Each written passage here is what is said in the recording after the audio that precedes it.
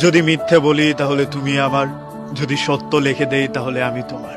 পৃথিবীর বহু নিরিখে মানুষ হাউসের জিনিস নিজের করে পায়নি। আমি খুব ভালো করেই জানি আমার থাকা না থাকায় তোমার তেমন কিচ্ছুই যায় আসে না। তবে আমার বুকের ভেতরের শূন্যতা জীবনের জন্যই তৈরি হয়ে গিয়েছে। আমাকে তুমি ভুলে যেও না। আমার হওনি সেটা ভিন্ন কথা, কিন্তু তুমি আমাকে ভুলে গিয়েছো এটা জানলে আমি কষ্ট পাবো। এমন বহু কাঙ্ক্ষিত জিনিস মানুষ পায় না, তাই বলে কি মানুষ বাঁচে না? মানুষ স্বপ্ন দেখে না? মানুষ সামনের দিকে এগিয়ে যায় না? ওই যে একটা কথা আছে না, পৃথিবীতে কোনো কিছুই মানুষের জন্য থেমে থাকে না।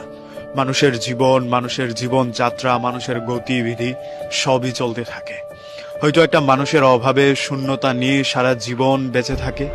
খুব চাঞ্চল্য কিংবা চঞ্চল ছেলেটা একসময় একে